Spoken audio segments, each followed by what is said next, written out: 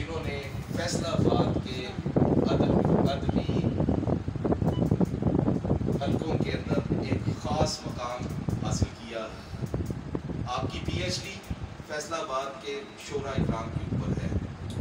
جناب ڈاکٹر اظہار احمد گلزار صاحب سے میں ملتمس ہوں کہ وہ اپنے خیالات سے ہمیں مشتمل ہیں. ڈاکٹر اظہار احمد گلزار صاحب. بسم اللہ الرحمن الرحیم. واجب الاحترام استاد ذی وقار پروفیسر ڈاکٹر ریاض مجید صاحب، محترم نعیم صاحب، معزز ظہور صاحب و دیگر احباب، السلام علیکم ورحمۃ اللہ. آج کا یہ جو پروگرام ہے حافظ لدھیانوی صاحب کے یوم ولادت کے حوالے سے منعقد کیا گیا ہے.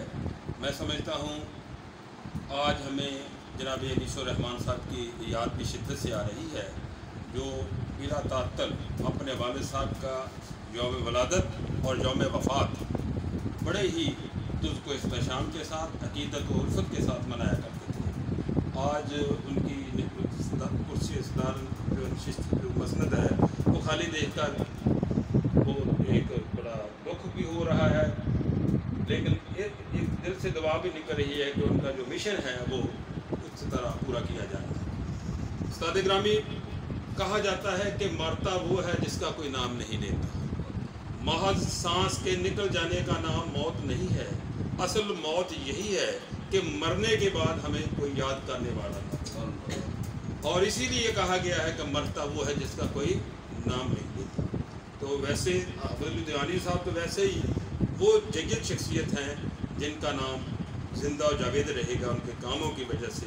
انہوں نے جو کچھ ادب میں چھوڑا ہے، لکھا ہے، ادب کو دان کیا ہے، تو ایسے لوگ مرتے نہیں ہیں، دلوں میں ہمیشہ زندہ و جاوید رہتے ہیں.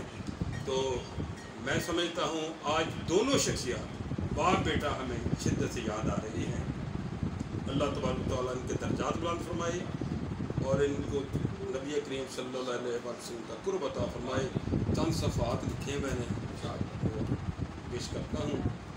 حافظ لدھیانوی دنیا حمد و نعت کا روشن ستارہ، ممتاز نعت گو شاعر، ادیب، سفر نامہ نگار اور عظیم رجحان ساز تخلیق کار جناب حافظ لدھیانوی دنیا حمد و نعت کا وہ آفتاب جہاں تاب جو 7 جولائی 1920 کو لدھیانہ ہندوستان میں حافظ محمد عظیم کا گھر طلوع ہوا اور دنیا حمد و نعت کو اپنی زیاباشیوں سے منور کرنے کے بعد 16 اکتوبر 1999 کو فیصل آباد پاکستان میں ہمیشہ کے لیے غروب ہو گیا. ریلوے لائن سے ملحقہ گلستان کالونی فیصل آباد کے شہری خاموشاں کی سرزمین نے اس آسمان کو ہمیشہ کے لیے اپنے دامن میں چھپا لیا. ان کی وفات سے حمد و نعت کا ایک زرعی عہد اختتام کو پہنچا، ایک روشن چراغ تھا نہ رہا. ان کی وفات سے دنیا حمد و نعت کو ناقابل تلافی نقصان ہوا. انہوں نے گزشتہ 7 اشروں سے اردو زبان و ادب کے فروغ کے لیے جو گراں قدر خدمات سر انجام دی ہیں وہ تاریخ کے اوراق میں آب زر سے لکھی جائیں گی. بے نوس محبت، بے باک صداقت، انسانی ہمدردی اور خلوص و مربت کا ایک یادگار عہد اپنے اختتام کو پہنچا. حمد و نعت اور سفر نامہ کی درخشاں روایت کا علم بردار فتین ادیب ہماری بزم وفا سے کیا اٹھا کہ وفا کے سب افسانوں سے وابستہ تمام حقائق خیال و خواب بن گئے. جناب حافظ لدھیانوی کا شمار حریت فکر و عمل کے ان مجاہدوں میں ہوتا ہے جنہوں نے زندگی بھر حرف صداقت لکھنا اپنا دستور العمل بنایا.